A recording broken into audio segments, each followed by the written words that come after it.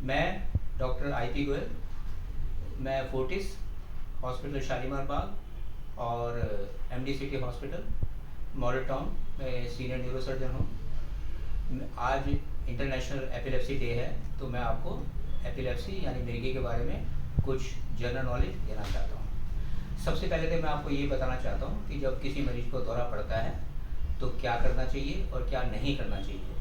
क्या नहीं करना चाहिए वो बहुत इम्पोर्टेंट है, और आप ज़रा ध्यान से सुनिए इस बात को। जब मरीज़ को दौरा पड़ता है तो सबसे बड़ी बात यह है कि मरीज़ को कहीं पर आराम से मुलायम जगह लिटा दें, और ये ध्यान रखें कि दौरा पड़ने से उसको किसी किस्म की कोई चोट ना लगे। जैसे आसपास कोई नुकीली चीज़ें हैं तो वो हटा दें, ठीक है। और कोई ऐसी जगह पर लिटाएँ जो कि ऐसी जगह ना हो कि जहाँ पे हाथ पैर मारे मरीज़ उसको चोट लग जाए। और तीसरी बात यह है कि आसपास भीड़ ना होने दें, क्योंकि उससे फिर भीड़ों में से फिर ऑक्सीजन की कमी में रहती है। और उसके अलावा जब मरीज़ को दौरा पड़ता है तो सबसे इम्पॉर्टेंट बात यह है, जो आप बहुत ध्यान से सुनिए, कि मरीज़ को साइड में लिटाएं जिससे कि जो कोई लार है वो बाहर निकल जाए, क्योंकि जो लार है नहीं तो वो फेफड़ों में चली जाती है। और मेरे पास बहुत से मरीज़ इमरजेंसी में तब आते हैं जबकि लार जो है फेफड़ों में चली जाती है, तो दौरे से इतना नुकसान नहीं होता जितना कि लार को फेफड़ों में जाने से होता है, ठीक है। तो इस बात का आपको ध्यान रखना चाहिए।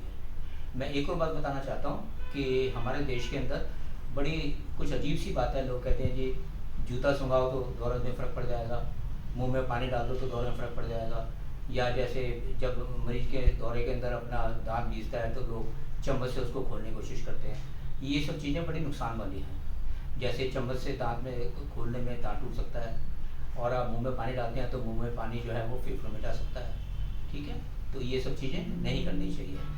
और दूसरी बात ये है कि जब दौरा पड़ रहा हो तो आपको मरीज़ को हॉस्पिटल में लेके भागने की कोई ज़रूरत नहीं है, क्योंकि जो दौरे के जब दौरा आराम से ख़त्म हो जाए उसके बाद ही हॉस्पिटल में ले जा सकते हैं। जैसे मैं आपको एक भी बात बताना चाहता हूँ। जब मैं यंग था तो मेरा जो इंग्लिश बॉस था वो कहता था, taking the patient to hospital after a seizure is like closing the door of the stable once the horse has flat. इसका मतलब ये हुआ कि मरीज को दौरा पड़ने के बाद हॉस्पिटल में ले जाना ऐसे ही है जैसे जब घोड़ा भाग जाए तो आप कहो जी अच्छा चलो अब अस्पताल का दरवाज़ा बंद कर दो।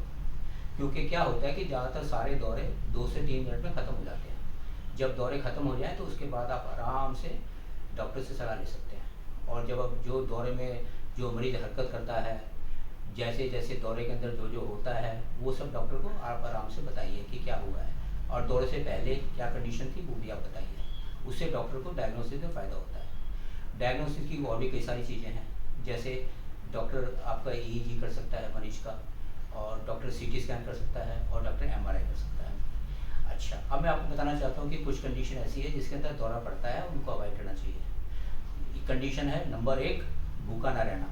भूखा रहने से दौरा पड़ जाता है। नंबर 2, नींद पूरी होना। अगर किसी की नींद पूरी ना हो तो दौरा पड़ जाता है।